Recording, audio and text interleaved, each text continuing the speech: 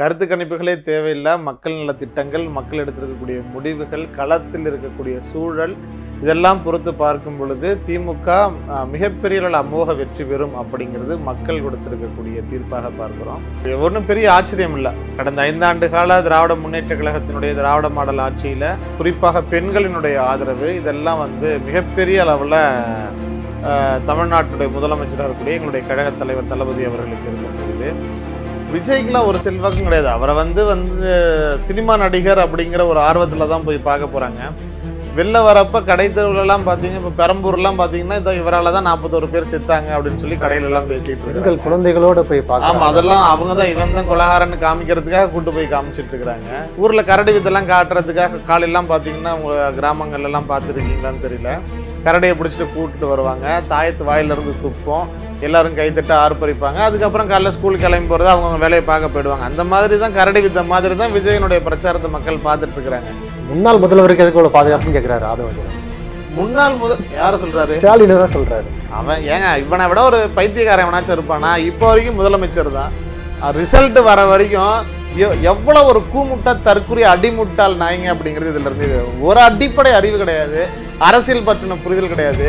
இப்படி ஒரு கூமுட்டை கிறுக்கணங்களை வச்சு இந்த நாய்ங்க தான் அரசியல கிழிக்க போகுதுங்க. இவ்வளவு தூரம் கேஸ் பேசிட்டு இருக்கிறிய, உன் வாயில இருந்து மோடின்னு ஒரு வார்த்தை வந்துச்சா? நீ அவ்வளவு பெரிய வீராதி வீரம் சூராதி சூரம் பயந்தாங்குழி பையங்க விஜய். தொடநடிங்கி பேசுறதுக்கு லாய்க்கு இல்ல, தைரியம் இல்லாத ஒரு ஆள். நீ தைரியம் இருந்துச்சுன்னா பேசு, மோடி அமித்ஷான்னு பேசி பாரு. உன் ட்ரௌசர் அவுத்துருவாங்க. டெல்லியில போய் சிபிஐ விசாரணையில போய் குத்த வச்சு உட்காந்துட்டு வெளில வீராவசனம் திமுக பத்தி பேசிட்டு இருக்கிற.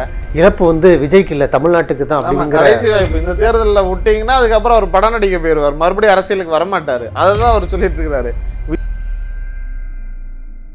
லிபர்டி தமிழ் நேயர்களுக்கு வணக்கம். இன்றைய நேர்காணலில் நாம் சந்திக்கிறப்பவர் திமுக மாணவர் அணி மாநில துணை செயலாளர் அமுதரசன் அவர்கள். வணக்கம் சார். வணக்கம். லோக் போல் அதனுடைய சர்வே முடிவுகள் மீண்டும் திமுக தான் ஆட்சி அமைக்கும் அப்படின்னு சொல்லியிருக்கிறாங்க. 40.1% வாக்கு வங்கி வரும்.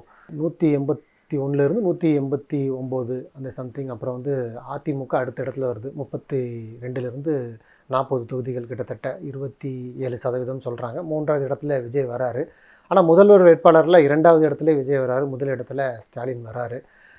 சர்வே முடிவுகள் இப்போதைக்கு திமுகவுக்கு தான் சாதகமாக இருக்குன்னு சொல்கிறாங்க. இந்த முடிவுகள் குறித்து முதற்கட்டமாக உங்களுடைய பார்வை என்ன? இல்லை, லோக் போல் மட்டும் இல்லை, இதற்கு முன்பாக வெளியான எல்லா கருத்து கணிப்புகள்லையுமே திராவிட முன்னேற்ற கழகம் தான் முன்னணியில் இருக்குது. 2வது முறையாக தொடர்ந்து ஆட்சியை பிடிக்குது. 190க்கும் மேற்பட்ட இடங்களில் பிடிக்குதுன்னு தான் எல்லா கருத்து கணிப்புகளும் சொல்லுது. கருத்து கணிப்புகளே தேவையில்லை. மக்கள் நல திட்டங்கள், மக்கள் எடுத்திருக்கக்கூடிய முடிவுகள், களத்தில் இருக்கக்கூடிய சூழல், இதெல்லாம் பொறுத்து பார்க்கும் பொழுது திமுக மிகப்பெரிய அளவில் அமோக வெற்றி பெறும் அப்படிங்கிறது மக்கள் கொடுத்திருக்கக்கூடிய தீர்ப்பாக பார்க்கிறோம்.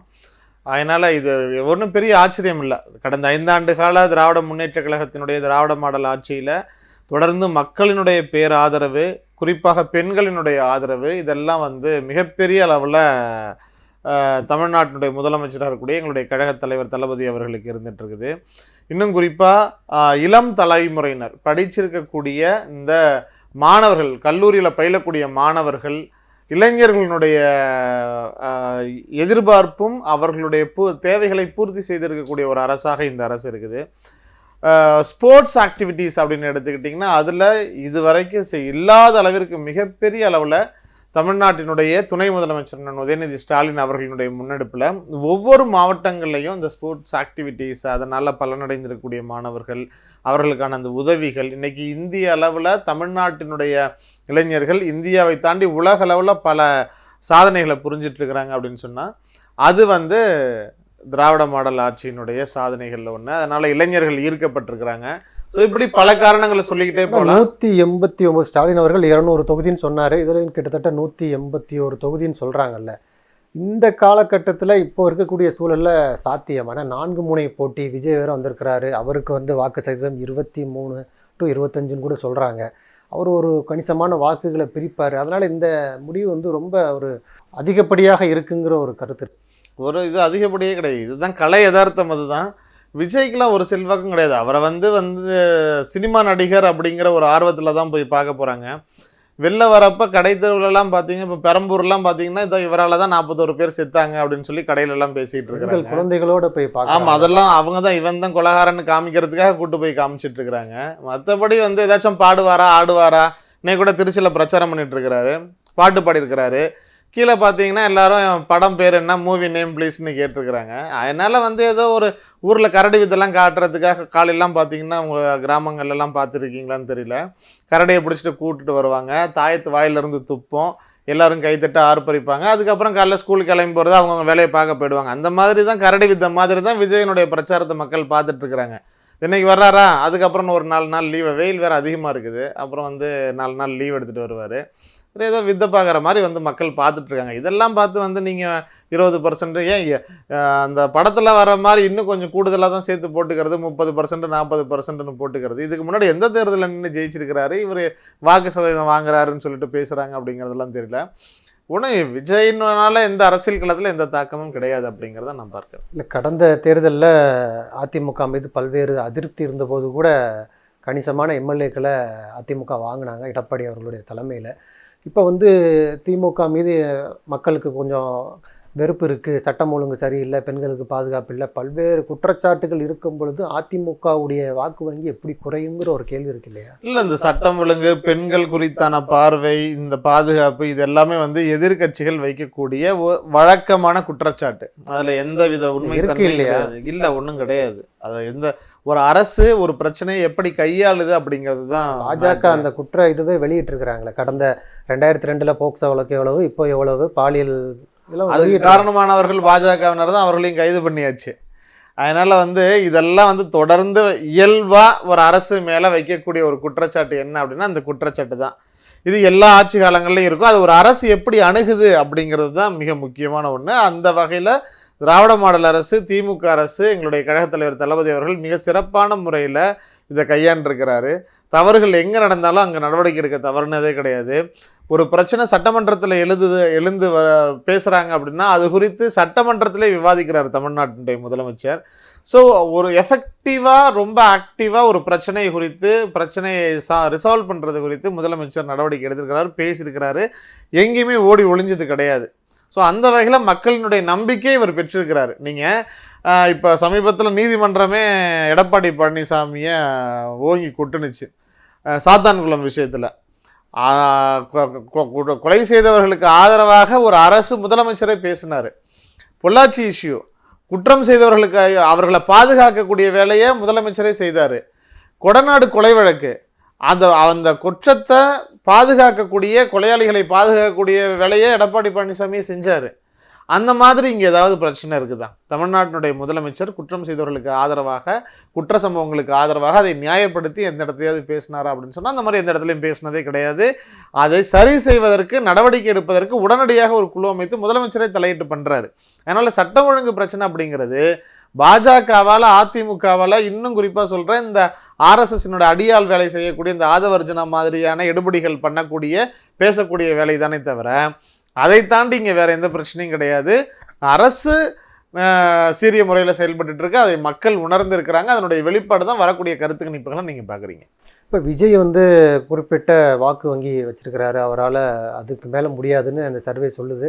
திமுகவுடைய குற்றச்சாட்டும் அதுதான் இருக்குது. ஆனால் தொடர்ச்சியாக விஜய் அவர்கள் பிரச்சாரத்துக்கு இடையூறு செய்வது, அவர் பிரச்சாரம் செய்ய விடாமல் முடக்குவது உள்ளிட்ட பல்வேறு விஷயங்களில் இன்னுமே காவல்துறை ஸ்டாலின் அவர்களுடைய சொல் பேச்சு கேட்டு தான் ஆடுறாங்கன்னு சொல்லி அமித்ஷாவுக்கு கடிதம் எழுதியிருக்கிறாங்க, எங்களுக்கு உரிய பாதுகாப்பு கொடுங்க அப்படின்னு சொல்லிட்டு. அப்போ எந்த அளவுக்கு இருக்குது இந்த சட்டம் ஒழுங்கு, போலீஸு, ஸ்டாலின் அவர்களுடைய தலையீடு அப்படின்னு ஒரு குற்றச்சாட்டு வைக்கிறாங்கல்ல.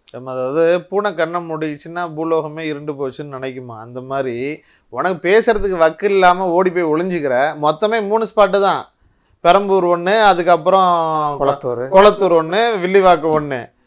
இப்போ பெரம்பூரில் வந்து பேசுகிறாரு, எல்லாம் ஓட்டு போட்டுருங்கிறாரு, காய்ச்சி மூச்சுன்னு கத்துறாரு. கொளத்தூருக்கு போகிறாரு, அதே ஸ்கிரிப்ட் கீழே பேப்பர் கேட்குறாரு, அதே ஸ்கிரிப்ட் எடுத்து கொடுக்குறாங்க, பாபுவா பிரபுவான்னு கன்ஃபியூஸ் ஆகிடுறாரு. அடுத்து வில்லிவாக்கம் போகிறதுக்கு ஆனால் இதே ஸ்கிரிப்ட் தானே, ஒரே ஸ்கிரிப்ட் தான், இடமும் பேரும் மட்டும்தான் மாறுதுன்னா கடுப்பாகி கிளம்பி போயிட்டார், 3வது ஸ்பாட்டை ரத்து பண்ணிட்டு போயிட்டார்.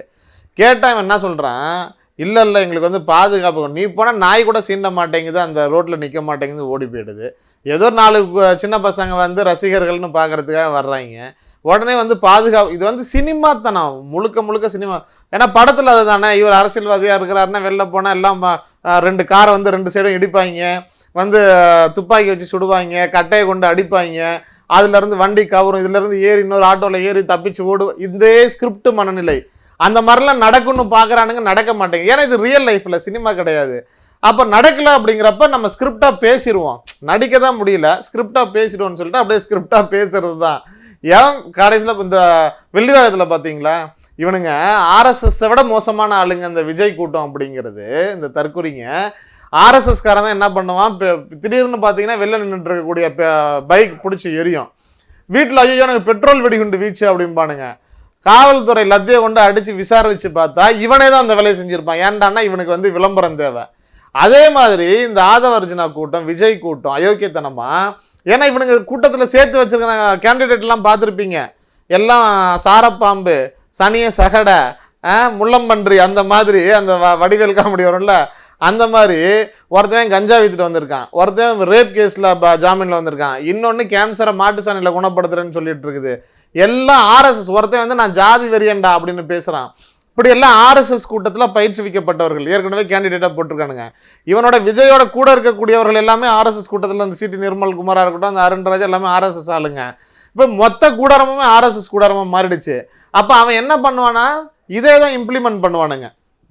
பாஜக ஆர்எஸ்எஸ் என்ன இம்ப்ளிமெண்ட் பண்ணதோ கலவரம் ஏற்படுத்துறதுக்கு, அதே அட்டென்ஷன் சீக்கிங் வேலையை தான் ஆதவ அர்ஜுனா விஜய் கூட்டமும் பண்ணுது. கண்ணாடி பாட்டில் கொண்டு இவங்களே அடிக்க வச்சுது, இவனுங்களே சிசிடிவி போட்டது. கடைசியில் காவல்துறை விசாரணை அது எல்லாமே ஆதவ அர்ஜுனா சொல்லி தான் நடந்திருக்குன்னு இப்போ விசாரணையில் சொல்லியிருக்கிறாங்க. இப்போ இவ்வளவு அயோக்கியத்தனங்களும் எந்த எல்லைக்கும், தமிழ்நாட்டினுடைய அரசியலுடைய கேவலம் அழிவு சக்தியாக ஒரு மோசமான அரசியலை முன்னெடுக்கக்கூடிய ஒரு ஆர்எஸ்எஸ்ஸை விட மிக மலிவான அரசியலை செய்யக்கூடிய இடத்துல விஜயனுடைய கூட்டம் இருக்குது. அவர்கள் எந்த படுபாதக செயல்களுக்கும் செய்வதற்கு தயாராக இருப்பார்கள் அப்படின்னு நம்ம ரொம்ப பயத்தோட எச்சரிக்கிறோம் பார்க்கக்கூடியவர்களுக்கு. அதாவது அவர் வரும்பொழுது தன்னெழுச்சியாக பல்வேறு மக்கள் வராங்க, 20,000 25,000 மக்கள் அவரை பார்க்கறதுக்கு வராங்க.